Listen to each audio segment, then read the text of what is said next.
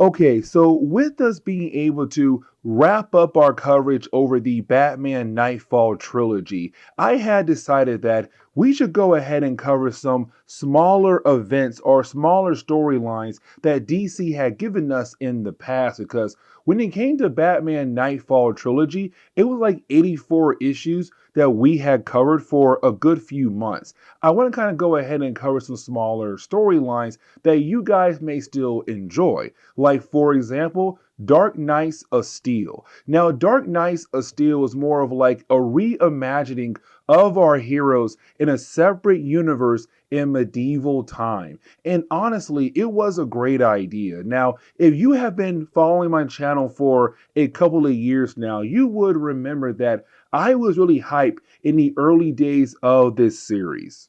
The problem was that I had basically dropped the series by like issue 4, 5, or possibly 6. And here's the reason why. It's nothing really bad about the book. It's more about me. Because when the series was coming out, I had a lot of different books that had piqued my interest, new and old. And so, unfortunately, when it comes to my mind, I kind of forget what I was reading when I dive into another book. And so, unfortunately, I had completely forgotten about this series until recently. One of my friends said, "Yo, man, I am reading Dark Knights of Steel, and honestly, it is amazing." And he's also currently reading the sequel series as well that focuses more on Deathstroke in this reality. And I'm kind of like, man, if that friend right there, who's not really a big time comic book reader, is honestly enjoying this series, I told myself, I should go ahead and get back into the series once again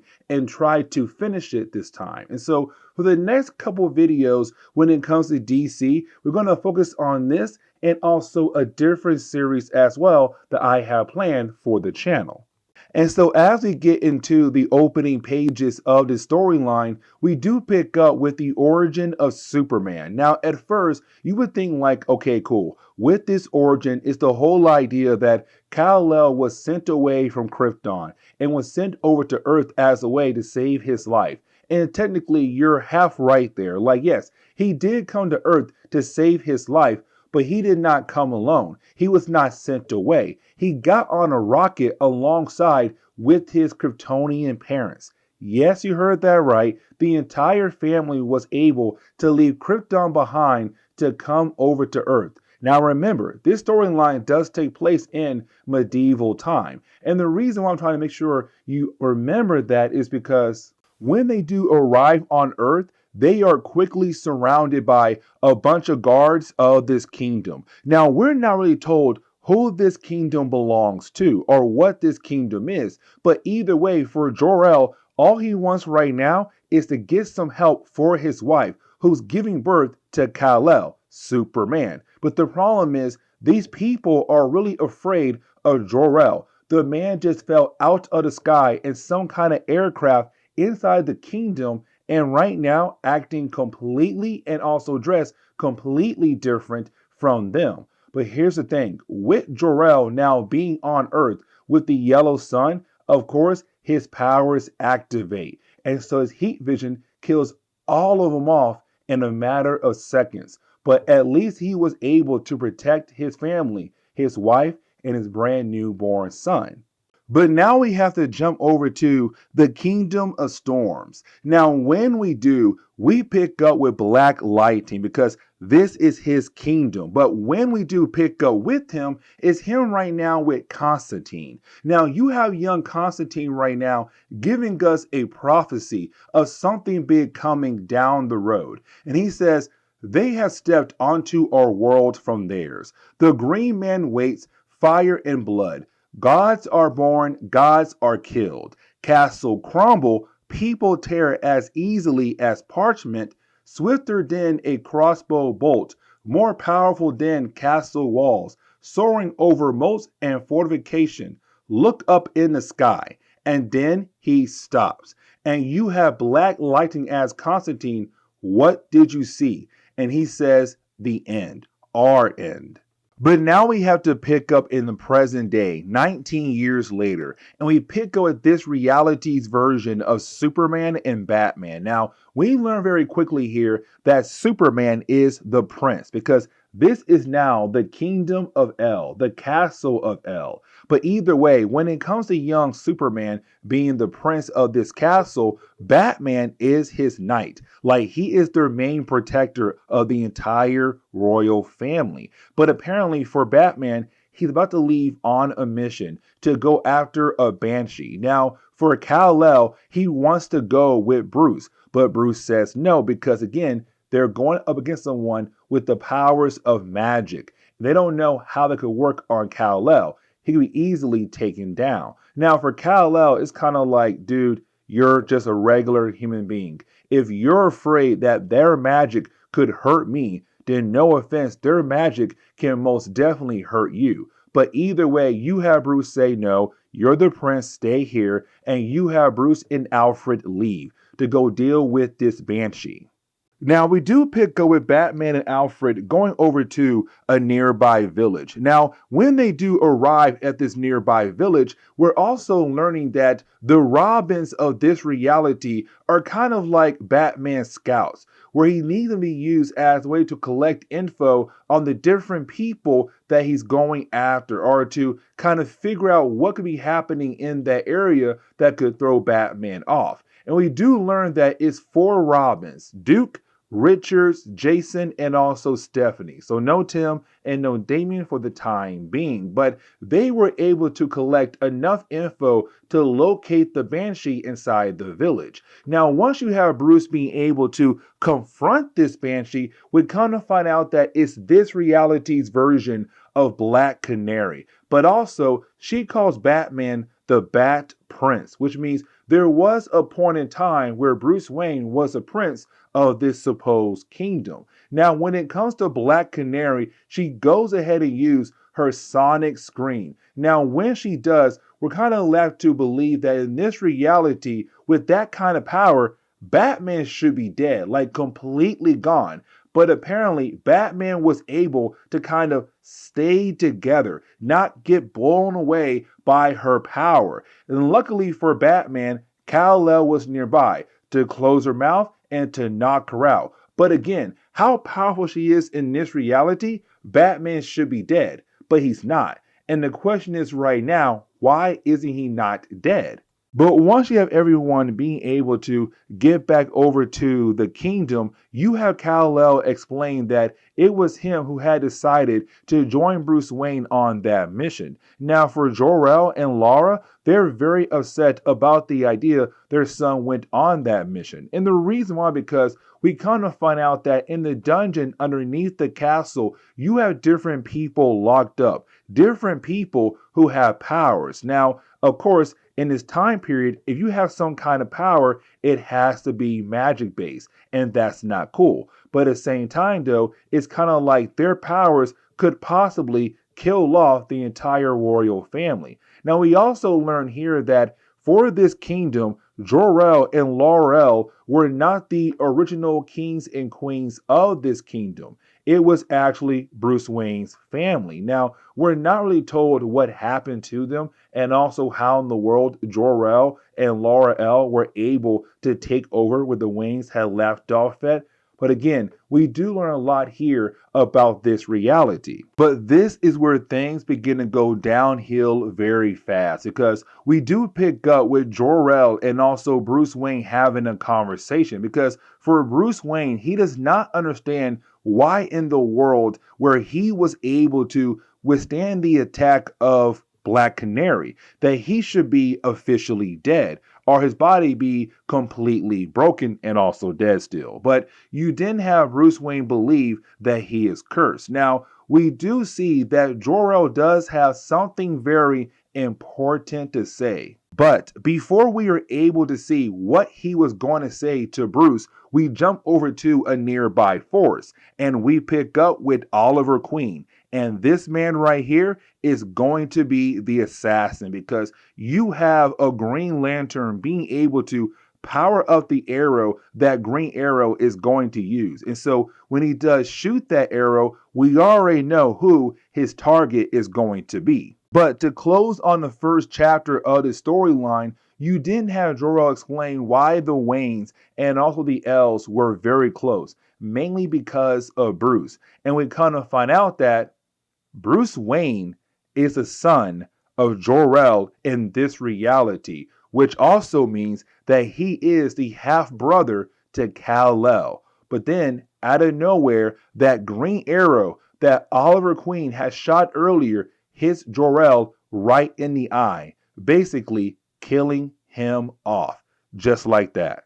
And so with the death of Jor-El, you have Bruce Wayne freak out. Now, when it comes to Bruce Wayne, when he does freak out, this is where he releases his heat vision to kind of show us like, yes, Jor-El is his father. But either way, with his loud scream, you have everyone else in the kingdom wondering what exactly just went down. They run outside to find Jor-El dead. But for Bruce, he gotta go. And so he jumps off the castle and goes on his horse to go into the forest. And the reason why, because he knows who had killed off Jor-El. It was Green Arrow. And it's kind of cool here because you have Alfred come with him and you have Green Arrow try to shoot an arrow at Alfred, and you have Bruce being able to grab that arrow, break it, jump off the horse, and just attack Oliver just like that, cutting off his arm as well. But you have Batman say, oh no, we are going to get answers from you because we are not able to get answers from a dead man. But now we pick up with Constantine. And when we do, it's Constantine meeting up with the Green Man, the one who had used the Green Lantern ring with the arrow. And apparently it was them two working together to make that plan. But the plan worked. Now you have Constantine wondering, where is Oliver? And you have the Green Man said, the ring told me to leave him behind, so I did. Getting back over to Black Lightning, we see him right now with all his children outside the castle, just showing off their different abilities. Now, in this reality, he has 2 daughters and a son. Now, his son is going to play a very important role in today's video, but also later chapters down the road when it comes to this storyline. But you didn't have Black Lightning be confronted by Constantine to talk about what exactly went down when it came to Jor-El.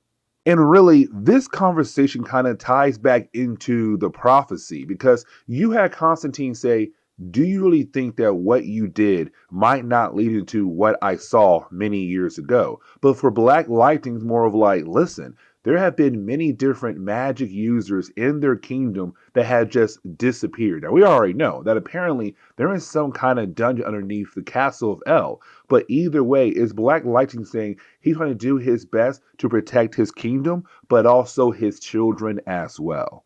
But getting back over to the castle of El, we kind of find out that their general is Waller, which honestly kind of makes sense. But either way, she wants to go to war. She's all like, hey, listen, we already know it was Jefferson who had killed off our king. So why not go ahead and go to war? Here's the thing, though. They don't have any proof. And so right now, their main goal is to get that proof. Now, you do have Harley Quinn there as well as the Jester, but you do have her kind of ask Bruce what he thinks they should do. Now, Kal-El is so fast. He said, no, this is family business. Bruce has nothing to say about family business at all, to kind of show that Jor-El knew that Bruce is his son and possibly Laura, but not Kal-El. But either way, it's Kal-El saying, I want to go ahead and have a conversation with our prisoner, the Green Arrow, once he's awake again. But now we have to pick up with Lois Lane. Now, when we do, it's Lois Lane going over to the Amazon island. And we see her picking up with Hippolyta. But she came here to deliver a message. Now, we already know that message is about Jor-El, his death. But it's not really for Hippolyta. It's not really for Diana. It's for somebody else, and that would be Zala Jor-El, the sister to Kal-El and also the sister to Bruce, the youngest, or not the youngest child, the middle child for Jor-El. But either way, this is the Supergirl of this reality. And so we kind of find out that one, she's in a relationship with Diana, but two, it's her finding out that her father had just been killed off. Now, she plays a very important role when it comes to today's video because once she finds out that her father is dead, she kisses Diana goodbye and flies away to deal with something else. But now it's time for Kal-El to have that conversation with Oliver. Now he tells Bruce and Harley to get the heck out of there. Now Bruce says, nah, I'm not going nowhere. Matter of fact, you should not do this. But it's Kal-El saying, first off, get out of the way. This is my kingdom, not yours anymore. And two, I didn't ask. I'm telling you to get the heck out. Now, once you have Bruce and Harley leave, it's really more of Harley telling Bruce that he should try to help her to stop the L's before they go to war with Jefferson, because in this kingdom alone, they also had heard the prophecy. And so she's kind of wondering, like, what if the death of Jor-El could just push them even farther to become people who go to war with the other kingdom? Like, we have to stop that. You must help me. But for Bruce, he wants to believe in the possibility that will not happen at all. But the question is right now, does he truly believe that? Now, when it comes to Kal-El's meeting with Green Arrow, it goes south pretty fast, but then kind of like it evens out at the end, because you do have Kal-El saying like, you killed my father, a good man. But for Green Arrow, he's all like, your father was not a good man at all. And matter of fact, your father, your mother, your entire family, basically, dude, you are all monsters. Like, no, you have no idea what you guys have done. But you didn't have Green Arrow say, go ahead and just kill me off. But you have Kal-El say, we are not like that at all. I am not going to kill you to show that we are not monsters at all. So even though this man had lost his father, he is not going to cross that line for right now.